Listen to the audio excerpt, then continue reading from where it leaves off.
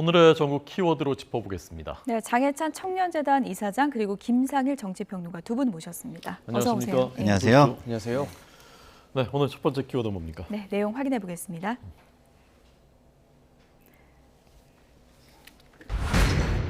네, 구속의 기로에 놓였습니다. 이재명 대표의 복심, 오른팔, 정진상 정무조정실장 오늘 오후 2시에 영장 심사가 있다고 하는데 오늘 밤 늦게 이제 구속 여부가 결정이 될 것으로 보입니다. 만약에 구속이 된다면 수사에 동력이 붙는 겁니까? 어떤 의미로 봐야 될까요? 그렇죠. 만약에 구속이 된다면 두 사람뿐만 아니라 대장동 게이트의 실체를 밝히기 위한 수사 급물살을 타게 될 것으로 보여지고요. 일반적인 경우라면 정치 도의상 측근 두 사람이 구속되면 해당 국회의원이나 정치인은 당을 떠나서 무소속 상태에서 결백을 증명하고 돌아오겠다라고 말하는 게 사실은 정치권의 관행이었습니다. 근데 이재명 대표도 이 본인이 직접 언급한 측근 2명이 연달아 구속되면 아무리 이게 검찰의 정치 조작이다, 탄압이다라고 하는 주장을 하더라도 민주당 내부에서의 동요를 잠재우기도 예전처럼 쉽지는 않겠다라는 정치적 파장을 한번 예상해 볼 수 있을 것 같고요. 그리고 정진상 실장까지 구속된다면 올해 안에 이재명 대표 본인에 대한 소환 조사 정도는 충분히 진행될 수 있지 않을까. 검찰의 수사 속도가 조금 더 빨라질 수 있겠다라는 생각도 할 수 있기 때문에 이 부분 초미의 관심사가 될 것이고 김용 민주연구원 부원장 같은 경우는 이미 구속된 상태에서 기소가 되었죠. 예. 그런데 그 구속영장 발부해줬던 이 담당 판사가 이번에 정진상 실장의 구속영장 발부 여부도 결정하기 때문에 법조계 안팎에서는 영장 발부 가능성이 상대적으로 조금 더 높다고 전망을 하는 것 같습니다. 네. 민주당 내부에서는 지금 내부에서요. 네. 기류나 분위기 좀 어떻습니까? 기본적인 공식적인 분위기는 어쨌든 이게 당에 대한 공격이고 야당 탄압이다라고 이제 생각을 하죠. 왜냐하면 그 이유는 이게 이렇게 굉장히 차분하게 진행이 돼서 다른 수사와 형평이 좀 있어 보이거나 공정해 보이면 그런 말을 아예 못할 텐데 좀 약간 공정해 보이지 않다고 보는 거예요. 제가 계속 말씀드리지만 정의라는 것은 공정하게 구현될 때 그게 정의인 거지 선택적으로 정의가 구현되면 그것은 폭력으로 보는 경우도 상당히 많습니다. 독재로 보는 경우도 있고요. 그렇기 때문에 그런 부분에 대해서 국민의 어떤 시각과 판단을 좀 고려해 가면서 검찰이 좀 움직이는 게 전 좋다고 생각해요. 왜냐하면 우리가 아주 잘 듣는 검을 쓸 때 어떻게 합니까? 그냥 막 휘두르면은 그냥 살짝만 스쳐도 큰 상처가 나잖아요. 그러니까 아주 세밀하게 정교하게 잘 듣는 검은 쓰잖아요. 근데 지금 보면은 검찰이 잘 듣는 검처럼 쓰여지는데 그것이 세밀하게는 쓰여지지 않는 것 같아서 사람들의 인식 속에 굉장히 두려움 같은 걸 심어주고 있는 거 아닌가. 이게 독재로 흐른다면 어떻게 될까라는 어떤 두려움 이런 걸 만들어내는 거 아닐까 이런 생각이 들고요. 네. 또 한편으로는 이거에 대해서 좀 예의주시하면서 좀 타이밍 이렇게 어떤 이재명 대표에 대한 약간 비판적인 시각을 가지고 어떤 타이밍을 보는 사람들도 존재하고 그렇습니다. 네.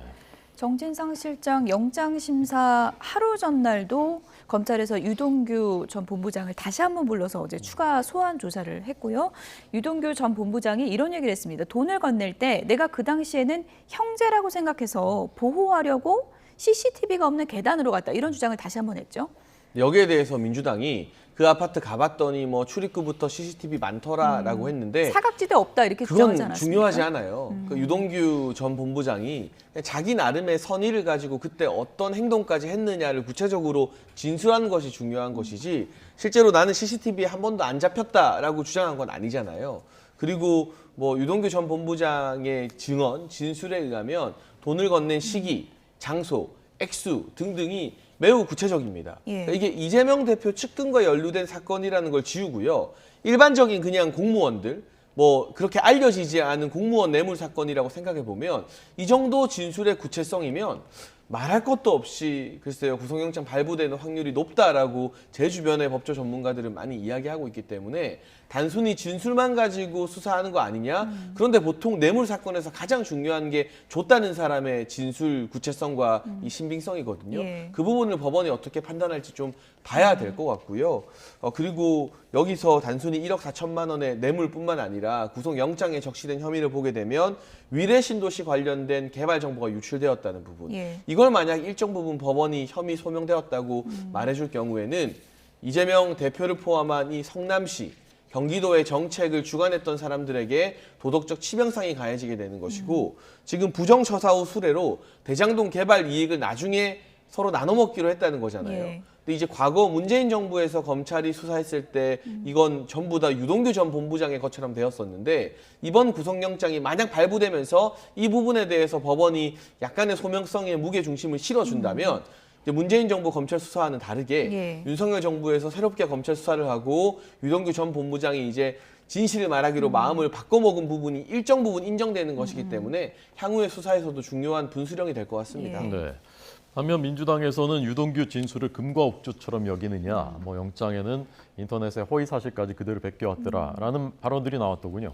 그러니까 공소장에 뭐 사실과 다른 것들이 들어가 있다는 건데 이런 거는 검찰이 좀 되돌아봐야 돼요. 어떻게 공소장에 사실과 다른 내용이 들어가 있을 수가 있습니까? 그거는 좀 약간 문제가 있는 것으로 보이고요. 유동규 본부장의 말을 민주당이 문제 삼는 이유는 이거예요. 기본적으로 유동규 본부장이 발언이 본인에게 불리한 진술이면 어떻습니까? 그게 어떤 신빙성이나 증거로서의 가치를 높이게 되거든요. 예. 네. 근데 지금 유동규 본부장의 발언이나 있던 진술이 유동규 본부장의 어떤 피해, 불리함을 증가시키는 게 아니라 오히려 형량을 좀 낮추거나 자기 이해에 부합하는 그런 부분이 꽤 있다는 거예요. 예. 그런 것 때문에 이러면은 뭐 적극적으로 저거를 뭐 발언을 할 때 뭐 약간 저쪽에 협조적으로 약간 과장되게 내지는 허위를 섞어서 이야기할 가능성이 높지 않느냐 이런 의심을 하게 될 수밖에 없어서 예. 그런 차원에서 이야기들이 나오는 것 같습니다. 네. 적극적으로 정진상 실장 등 이재명 대표를 이제 보호하고 네. 또 이렇게 반박하는 그런 민주당 의원들의 목소리를 전해주셨는데 그게 네. 민주당 내에 지금 어느 정도 비율이나 되는 겁니까? 또 박용진 의원 같은 경우에는 그런 뭐 당직자 일을 대변인이 나서거나 그런 것은 부적절하다 이렇게 또 목소리를 내고 있잖아요. 그걸 뭐 제가 뭐 카운팅 세보질 않아서 예. 알 수는 없지만 사실은 거기에 대해서 비판적 시각을 가지고 있는 사람들도 꽤 있는 건 맞아요. 그렇지만 그 당의 전체적인 분위기를 바꾸거나 반해서 발언을 하려면 또 그거에도 상당한 어떤 근거나 명분이 존재해야 되지 않겠습니까? 그러려면 뭐 지금 검찰이 내놓는 것 중에서 좀 약간 진술 외에 이거는 뭐 좀 이상한데 이런 어떤 물증이나 이런 게 나와야 되잖아요. 예를 들자면 노웅래 의원의 압수수색 같은 경우에는 현금 다발이 나왔단 말이에요. 그럼 여기다가 쉽게 말을 거기다가 할 수가 없는 거예요.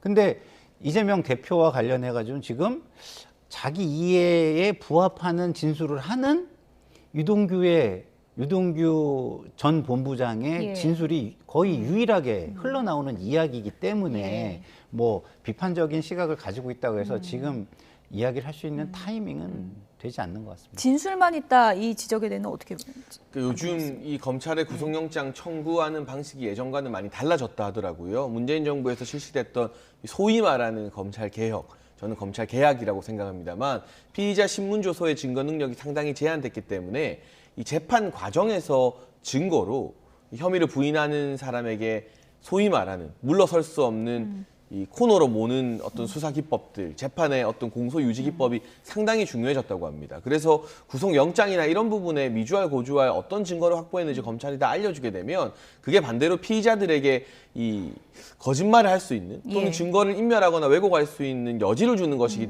되기 때문에 구속영장 청구에는 굉장히 건조하게 그냥 이 사실만 일부 적시하고 중요한 증거들은 재판 과정에서 공소 과정에서 푸는 게 예. 혐의를 입증할 검찰의 전략이 될 수밖에 없다라는 이야기들을 제가 법조계 안팎에서 많이 들었기 때문에요. 정말 진술에 의존한 것이고 이 진술의 신빙성이 의심된다면 김용 부원장에 대해서는 어떻게 이 구속영장이 발부가 됐겠으며 정진상 실장 등에 대해서도 국회 본청이나 민주당 당사안까지 어떻게 또 압수수색 영장이 발부가 됐겠습니까? 검찰 혼자 수사하는 것이 아니라 법원의 판결을 받으면서 수사가 진행되고 있다는 점을 간과해서는 안 될 것 같습니다. 네. 검찰이 그런 히든 카드들을 가지고 있다면 이제 오늘 영장 심사에서도 일부는 아마 내놓을 테고 그렇죠. 그게 이제 결과에 영향을 미칠 테니까요. 보겠습니다. 한동훈 장관이 어제 네. 어제 아까 말씀하신 그 공정하냐 수사가 그 부분에 대해서 언급이 있었던데 잠깐 들어보겠습니다. 그 사건은 성남시라는 지방자치단체에서 과거에 있었던 지역 토착 비리에 대한 수사입니다. 지역 토착 비리, 성남시에서 있었던 지역 토착 비리로 수사받던 사람들이 나중에 우연히 민주당의 간부들이 됐다고 해서 그것이 민주당에 대한 수사는 아니지 않습니까? 이건 김 박사님 어떻게 생각하십니까? 글쎄요, 뭐 굉장히 뭐 논리 정연해 보이지만 저거는 기본적으로 수사의 관점으로만 보는 거예요. 왜냐하면 사회를 이루는 영역은 수사의 영역도 있지만 정치의 영역도 있고 경제의 영역도 있어요. 수사가 중요하다고 해가지고 예를 들어서 정치의 공익, 경제의 공익 이런 것들을 해치게 된다면 예. 굉장히 전략을 잘 짜서 정밀하게 수사를 진행하는 게 맞습니다. 근데 지금은 수사가 모든 것에 해법인 것처럼 지금 진행을 하는 것 같아서 그 부분에 아쉬움을 저는 좀 제기를 하고요. 다시 한번 말씀을 드리지만 한동훈 장관이 취임사가 굉장히 멋있는 취임사였어요. 그때 뭐라 그랬냐면 사회적 강자에 대한 수사를 하겠다. 예. 이렇게 얘기를 했단 말입니다. 그러면 지금의 사회적 강자는 누굽니까? 살아있는 권력, 현 정권과 관련된 사람들이에요. 근데 지금 현 정권과 관련된 사람들은 그러면 야당이 이 정도인데 뭐 전혀 문제가 없을 거 그렇게 생각할까요? 국민들이? 예? 그렇게 생각하지 않을 가능성이 저는 굉장히 높다고 보는데 그런 차원에서 볼 때 잠깐 이게 뭐 약간 기울어져 있는 거 아니냐, 너무 편향적인 거 아니냐, 공정성이 좀 훼손되고 있는 거 아니냐. 물론 수사는 해야 됩니다. 하지 말라는 게 아니에요. 예. 근데 수사하는 방식이나 이런 것이 예를 들어 여론몰이식으로 간다든가 아니면 굉장히 뭐 보여주기식으로 간다든가 예. 이런 비판을 받는 순간에 검찰의 수사의 신뢰성 내지는 공정성은 의심을 받을 수밖에 없는 것이죠. 한 장관 답변은 이제 대장동 사건에 대해서 기자들이 야당 탄압이라는 주장에 대해서 어떤 생각을 갖고 있느냐라는 질문에 답변이 나온 것이고 수사가 시작된 시점이 그러니까 의도가 개입되지 않았다. 왜냐하면 이미 시작된 수사였다. 이 점을 좀 강조한 거죠. 그렇죠. 사실 그리고 대장동 게이트 의혹은 국민의힘이나 지금의 여당에서 먼저 제기했다기보다는 지난 민주당 대선 경선 과정에서 불거진 문제 아니었습니까? 그래서 이 여파로 민주당의 마지막 3차 국민 경선 결과는 이낙연 전 대표가 이재명 대표를 이기는 또 이변 어린 결과가 나오기도 했었거든요. 그러니까 민주당 대선 경선 과정에서 불거진 의혹으로 지난해부터 내내 의혹이 제기되었고 언론도 검증을 했고 수사도 시작이 되었었죠. 물론 문재인 정부의 이 친문 검사들에 의해서 수사 속도나 방향이 상당히 미진했었습니다만 그것을 이제 이 새 정부에서 수사할 의지가 있는 검사들로 교체를 하면서 수사 속도가 붙은 것뿐이지 이 정부 들어서 없던 일을 들춰내면서 시작한 수사가 아니다라는 게 한동훈 장관의 이야기인 것 같고요. 예. 만약 야당 탄압이라는 의혹이나 프레임이 무서워서 수사를 못하게 된다면 앞으로는 마음껏 범죄나 부정부패 저지르고 그냥 야당하면 되겠네요. 그럼 야당 탄압이니까 수사 못해야 되는 거죠. 근데 이게 지금 이 야당에 대한 수사가 조금 더 활발해질 수밖에 없는 것은 불과 작년까지 민주당이 여당이었기 때문입니다. 아무래도 여러 가지 부정부패라던가 이 비리라던가 하는 것들이 여당 시절에 조금 더 많이 일어날 가능성이 높기 때문에 그것이 지금 민주당을 더 많이 향하게 되는 것이지 저는 어떤 정치적 고려가 있다고 생각하기는 좀 이르다고 봅니다. 네. 근데 제가 좀 여기서 말씀을 네네. 안 드리기가 어려운 게 이런 거예요. 그 수사를 하지 말라는 주장이 아니에요. 제가 드리는 얘기는 수사하시라 이거예요. 그러면 수사는 모든 것에 다 이런 식으로 한다라고 예. 느끼게 내지는 투명하게 예측 가능하게 하시라는 거예요. 자, 보세요. 그러면 여당과 관련된 인사들의 수사는 지금 어떻게 됐는지 국민들이 알고 있나요? 보여주기식으로 수사한 적 있나요? 없잖아요. 이런 측면에서 국민들이 굉장히 불편해하는 것이고요. 국민들의 판단이라는 것을 무조건 이런 어떤 근본주의적인 내지는 원리주의적인 걸로 찍어 누르려고 하는 것도 맞지 않다 이런 예. 말씀을 드립니다. 네. 농래 의원, 4선 의원, 민주당 의원인데 이정근 사무부총장 수사하다가 이제 네. 여기까지 이제 간 것 같습니다. 1차 압수수색 때 집에서 이제 그 현금 다발이 발견됐고 그때는 압수수색 대상이 아니었기 예. 때문에 사진만 이제 채증했다고 하고 오늘 2차 압수수색하고 있다고 하는데 네. 관계된 것인지 모르겠습니다. 농래 의원 수사에 대해서는 당 분위기 어떻습니까?